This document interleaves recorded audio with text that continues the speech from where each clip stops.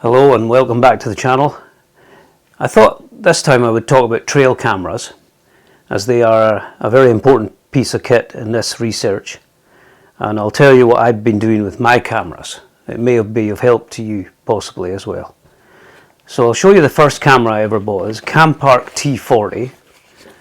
Very nice little camera, 16 megapixel, good quality photo and video, and the sound is good as well. So I would think a 16 megapixel is all you'd really need, although I have better ones than that now. And that was about £27 at the time. That's 3 years ago, so a very reasonable price. And the battery life in the spring and summer was quite decent, 3 to 4 weeks. But of course, as you go into winter, and I started to notice that the battery life was falling off rapidly, from 3 weeks to 2 weeks to a week. And latterly, if you put a camera out when it was snow or freezing temperatures, you'd be lucky if you get 2 days. So I thought to myself, well, how am I going to solve that problem? So I decided I would insulate my cameras. And one day in a certain local supermarket appeared this radiator reflector foil. And I just thought, that's exactly what I need. So this is good material. It's about 2 mil thick, and I attached it to the back of the camera using double-sided tape. So I put on 2 layers. So the first layer goes reflective side in. The idea being that any warmth from the camera will be reflected back into the body of the camera, which will help with the battery life. The second layer, I have reflective side out. The idea behind that is it reflects the cold away from the camera, so that you're getting about 4 mil of insulation as well around the camera. So you can fit the insulation around the sides and the back, no problem, and even on the front if you want. And you can see that in the next photographs I put up.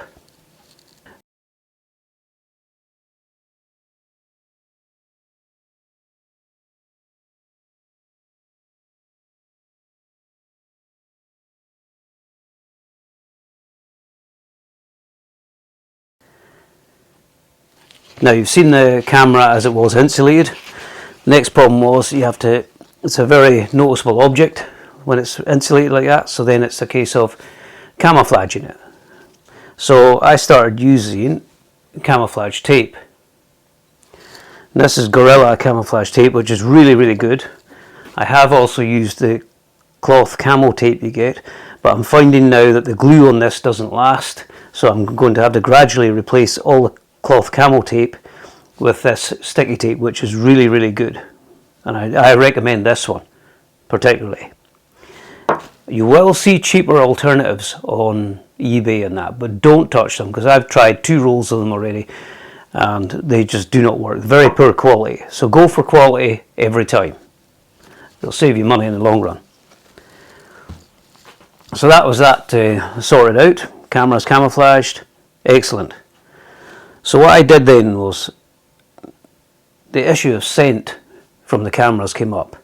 So my solution to that was, when I put a camera out, I would simply get moss or mud or leaves, and I would just rub as much as I could over the camera and the strap as well, in the hope that it would mask the scent. Now I've also been told that anyway, when your cameras are out, they weather pretty good after 3 or 4 weeks, and human scent and the plastic smell does tend to go from them. Maybe that is correct. It does to an extent anyway, I think. And so that was that.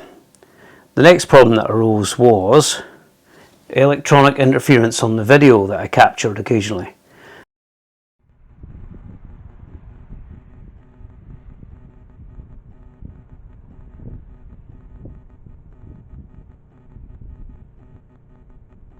And this is particularly noticeable if you're near a mobile phone mast or a built-up area. So I had to come up with a solution for that. And it just so happened there was talk on episode 82 of Big Cat Conversations about this very problem.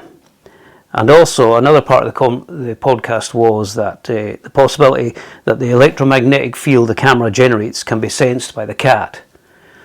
So they talked about how to solve that problem.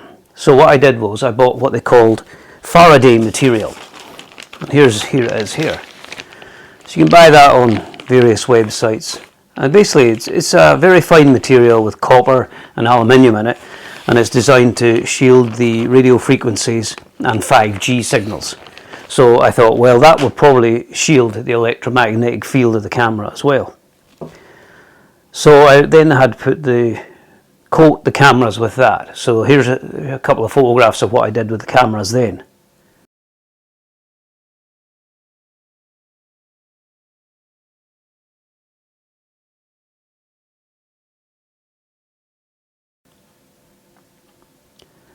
And once they were coated with that, again with double-sided tape, I then had to apply another layer of sticky tape, camouflage tape, so that's done.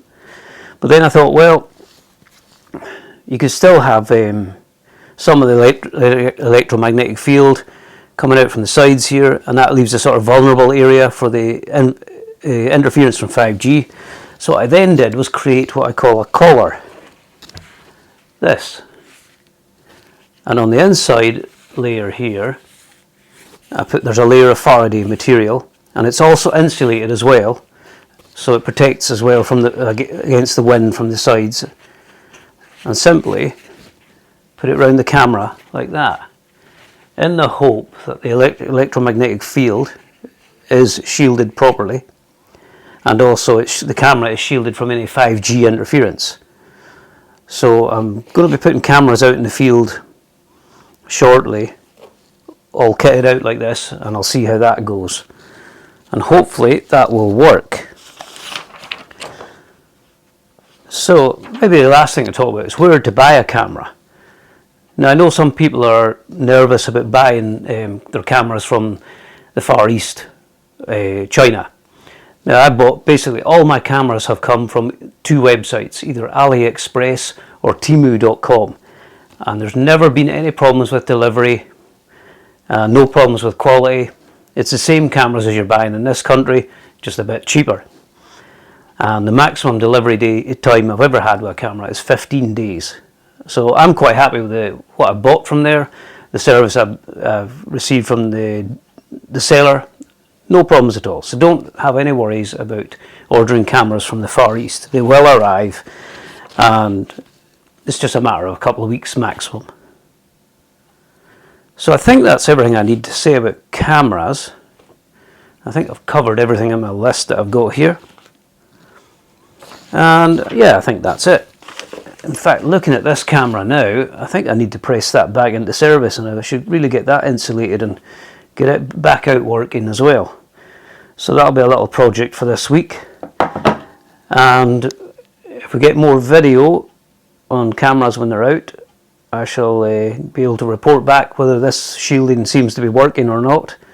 If it isn't, I'll be slightly disappointed, but not surprised. Because basically everything I do with the cameras, it's an experiment. I have no guarantee that it's going to work, but certainly the insulation does work. There's no doubt about that, and that'll help you save money on batteries as well. Now we'll see about the interference well, once we get some cameras back in. So that's it, and maybe on the next video I think I'll be out and about again. Haven't decided where, but we'll try and go somewhere interesting anyway. So thanks for watching, and I hope that may have been of help to you.